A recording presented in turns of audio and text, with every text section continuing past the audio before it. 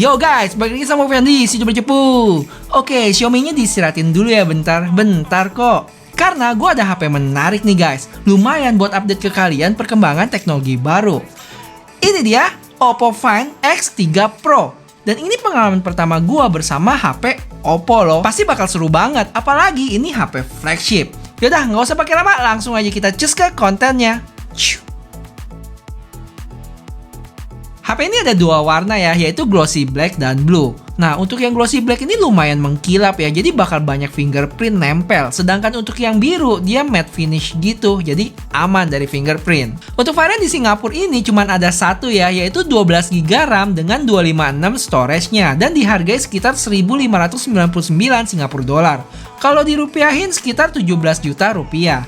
Dan kalau kita ikut pre-ordernya bisa dapat hadiah sampai 579 Singapura dolar loh. Atau kalau dirupiahin sekitar 6 juta rupiah. Wow, oke juga ya hadiahnya.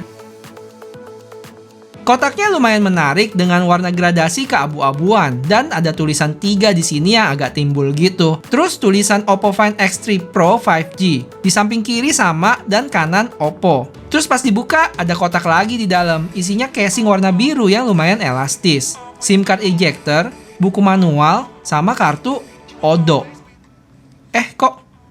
Oh, terbalik. Oppo. Hahaha. Ini kartu internasional garansi service. Baru tahu ada beginian. Habis itu ada kepala charger yang cukup gede 65 watts dan kabel USB-A ke Type-C. Dan ada benda langka dan bersejarah juga yang kita dapat, yaitu earphone yang mana nih connect ke Type-C. Langsung aja kita kletekin plastiknya. Kesan pertama saat gue lihat desain belakangnya itu adalah mirip pesawat luar angkasa.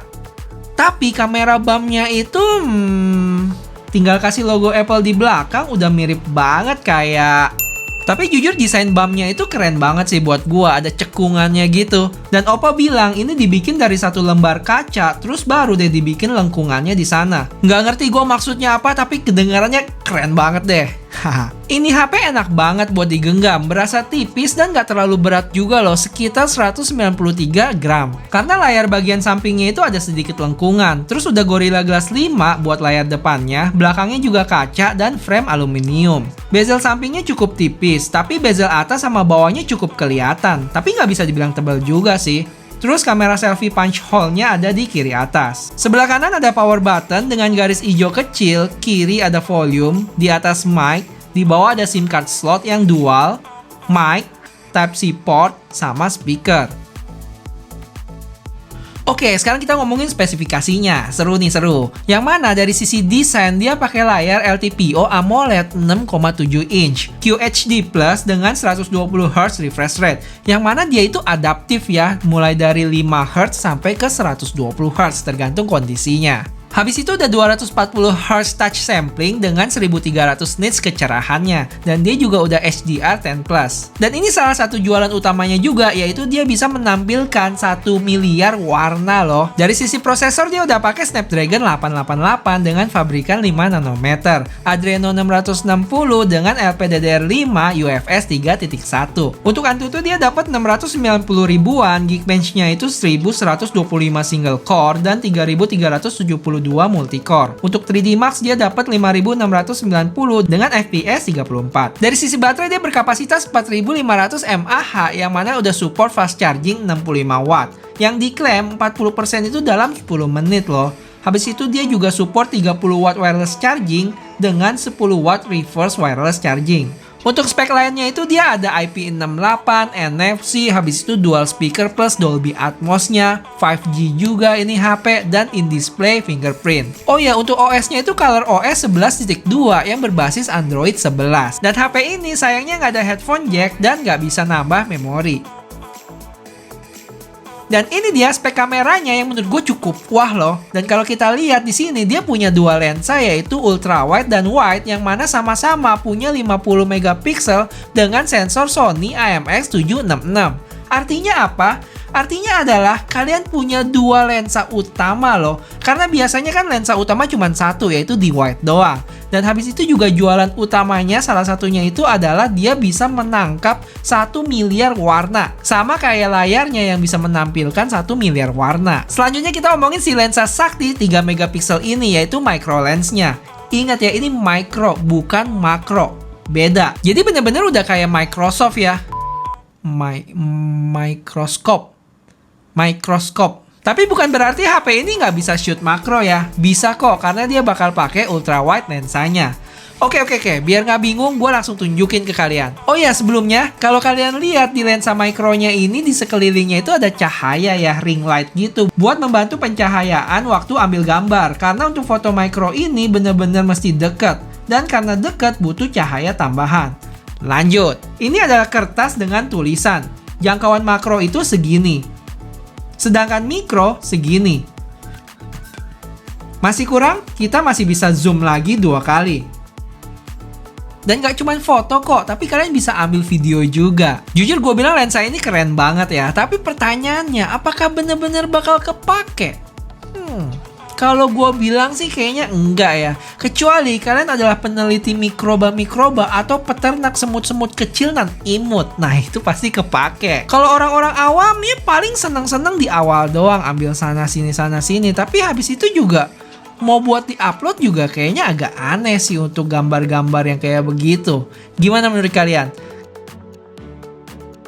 Oke, sekarang kita bahas kamera apps-nya. Untuk kamera apps-nya ini dia ada night mode, video, foto, portrait, sama more. Yang ada dual video, movie, expert, atau promote, microscope, dan lainnya. Untuk expert atau promote-nya dia itu bisa shoot nggak cuma in RAW ya, tapi ada RAW plus juga loh. Terus untuk videonya dia bisa shoot in log dan HDR. Untuk perekaman videonya dia punya resolusi sampai 4K 60 fps kamera belakang. Dan kamera depannya mentok di 1080p 30 fps. Plus dia ada fitur Ultra Steady. Buat fotonya dia bisa shoot 50 megapiksel dan settingan 10 bit atau 1 miliar warnanya ada di sini. Yaudah yuk, langsung aja kita choose ke sampel video dan fotonya.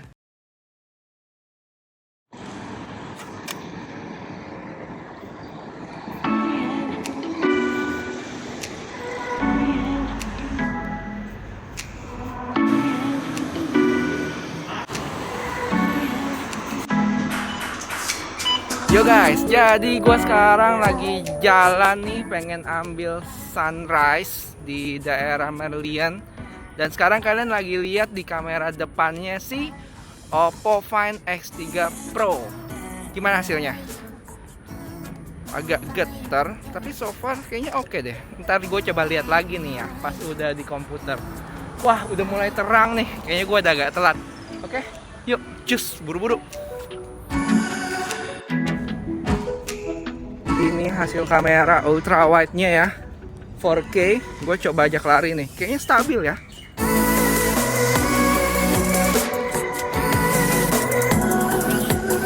Dan langsung aja gue coba pindahin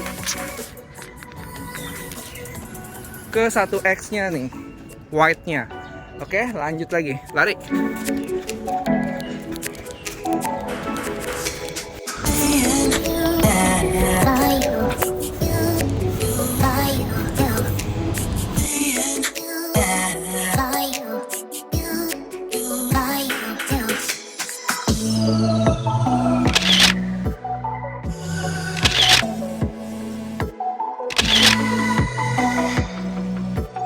Sekarang gua udah kelar nih urus sana sini, ambil timelapse, ambil beauty shot.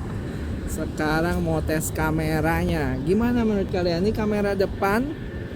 Wah, backlight banget ya. Tapi lumayan loh, masih kelihatan dikit nih awannya.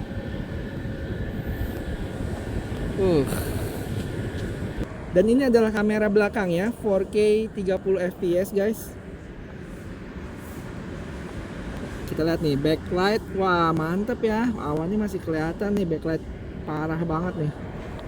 Oke, sekarang gue coba lari, 1, 2, 3.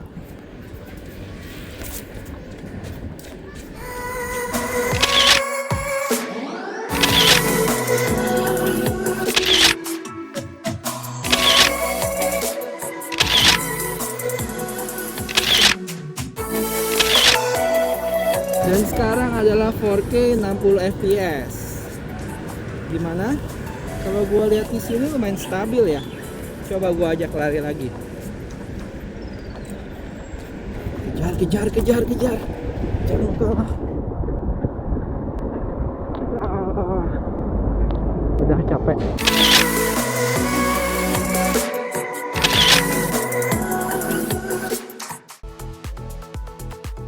Ini adalah hasil dari dual stereo speaker Dolby Atmos-nya si Oppo Find S3 Pro. Gimana menurut kalian?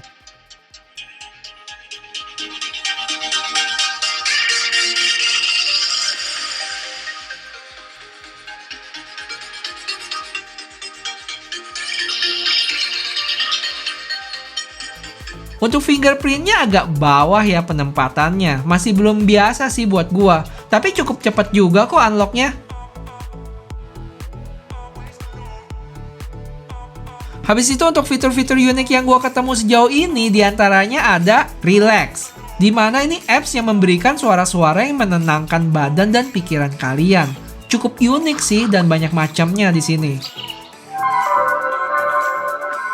Habis itu gue baru lihat sih quick launch yang nebeng sama fingerprint sensornya. Pas unlock, kalian tinggal geser dikit aja ke atas. Nanti bakal nongol shortcutnya. Color Vision Enhancement.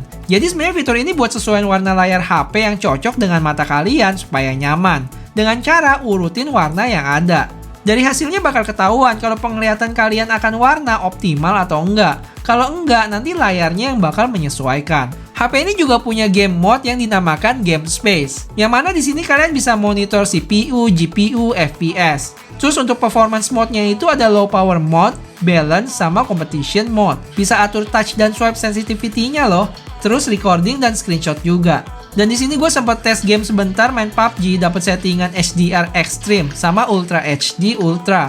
Dan sayangnya belum ada fitur 90Hz-nya. Pengalaman mainnya gimana? Oke lah ya, standar flagship gitu loh.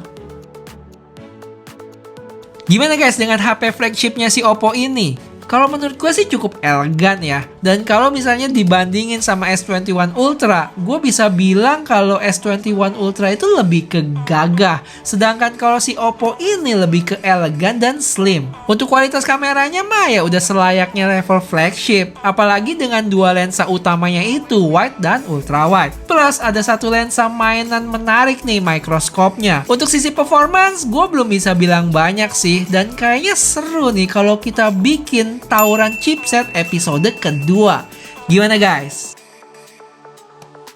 Yaudah guys, segitu dulu videonya. Dan gue cuma mau bilang kalau progres perkembangan channelnya cukup baik ya. Makasih banget buat kalian semua yang udah bantuin. Jangan nyerah sampai 100.000 subscriber. Kalian bakal jadi saksi perkembangan progres channel ini.